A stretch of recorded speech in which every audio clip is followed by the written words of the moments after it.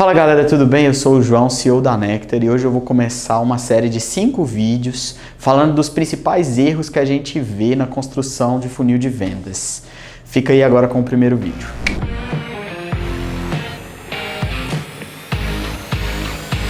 Erro número 1 é o erro da confusão entre etapa e status. As pessoas acham bonito assistir às oportunidades ordenadas por coluna, por raia, naquele estilo Kanban, estilo Scrum, do jeito que você quiser chamar isso. No processo de vendas tem um nome bonito chamado pipeline, uma notazinha para o editor, e é um funil de vendas. Você faz o funil, divide as etapas, coloca os nomes, depois você vira esse funil assim, fica as etapas em colunas.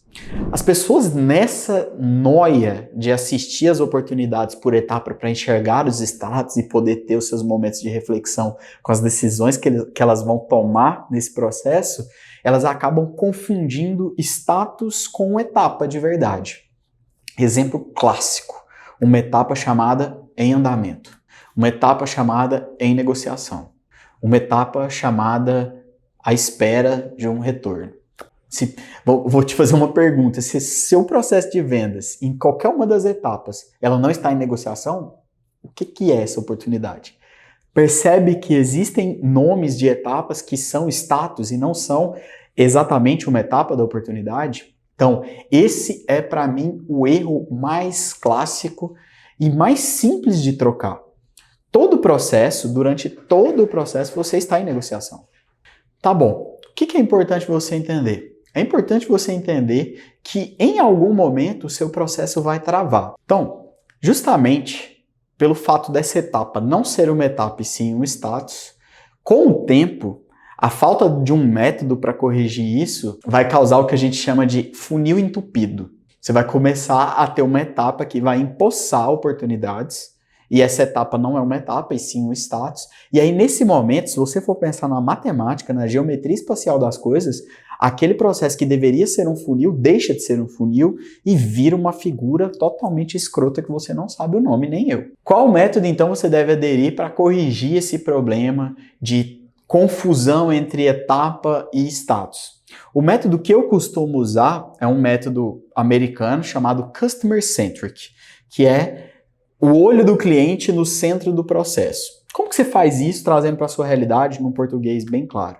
Você para de olhar para o seu processo como um gestor, um diretor de vendas e começa a olhar para o seu processo como um cliente. Um cliente que sai do seu papel de cliente e está assistindo o processo da compra. Ele, na jornada de compra dele.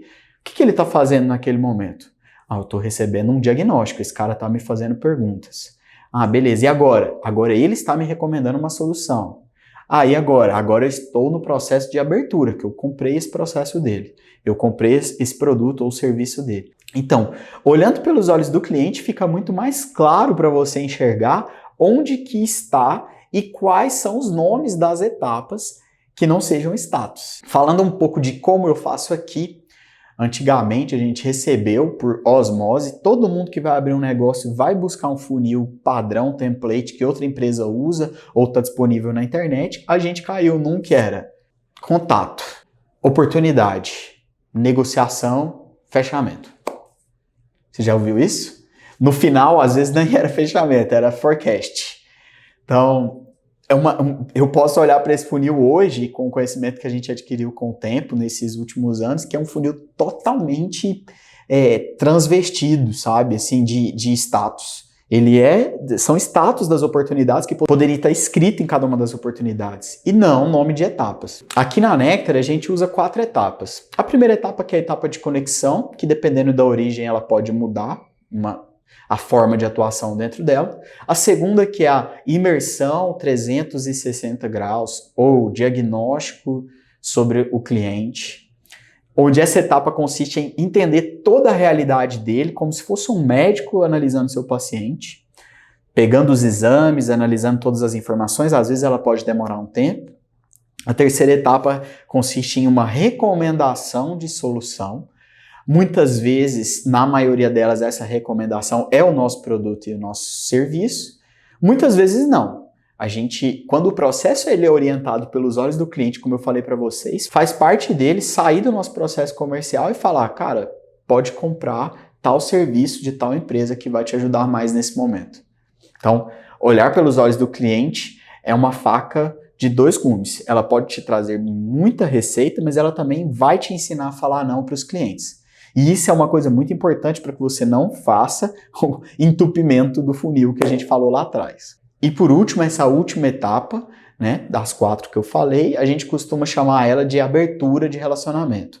Por que abertura de relacionamento? Na psicologia positiva, o nome fechamento consiste em que findou o processo e, na verdade, esse processo está iniciando. Ele acabou de abrir o seu relacionamento conosco para que ele seja atendido por outras equipes e tenha sucesso aqui dentro. Então, a gente trocou esse nome em prol da psicologia positiva. Então, fechando esse módulo, eu quero que você sempre olhe pelos olhos do cliente para imaginar as etapas do seu funil. E eu quero que você faça sempre a pergunta se o que você está colocando para o nome do funil é uma etapa ou é um status. Normalmente, os status de oportunidade, eles são um nome: andamento, espera, negociação. Os nomes de etapa, eles consistem mais parafraseados, diagnosticando o cliente, recomendando uma estratégia, abrindo o relacionamento. Então lembra desse hackzinho para você construir as etapas num formato mais amigável, porque um processo que é construído de forma amigável, o ensinamento dele é muito mais simples, na hora de treinar seus vendedores vai ser ótimo.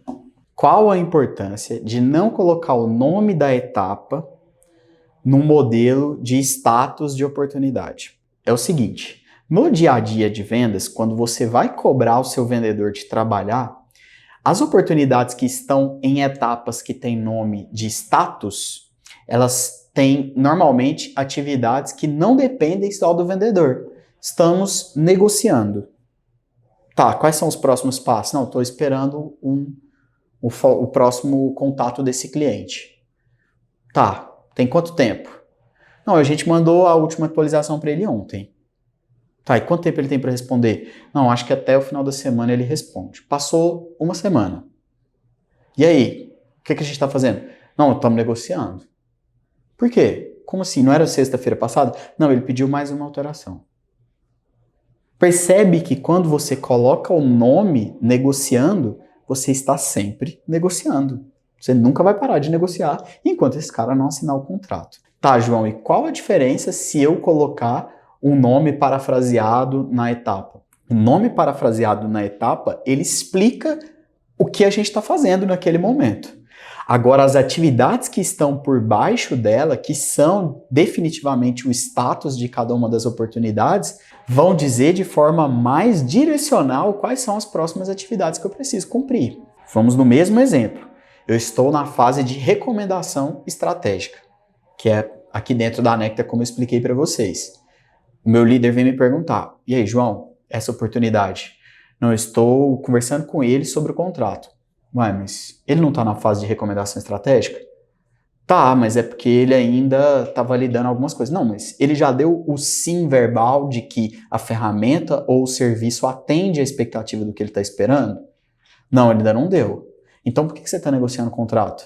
Não, porque ele questionou essa cláusula. Não, mas enquanto você não obter aquele sim, não é legal você passar para a próxima etapa, porque lá na frente, esse sim que ele não respondeu vai voltar como uma objeção.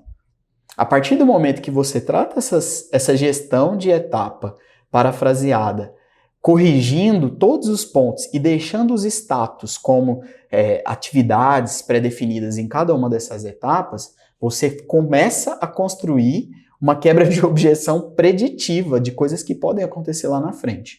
Se o cara lá na frente questionar uma coisa da ferramenta, é porque você não saiu daquela etapa de recomendação estratégica com todos os sims verbais da sua solução e do seu serviço. E aí, gostaram? Viu esse erro aí dentro da sua empresa? Não pode cometer mais, hein? Próxima semana a gente tem o segundo erro. Abraço!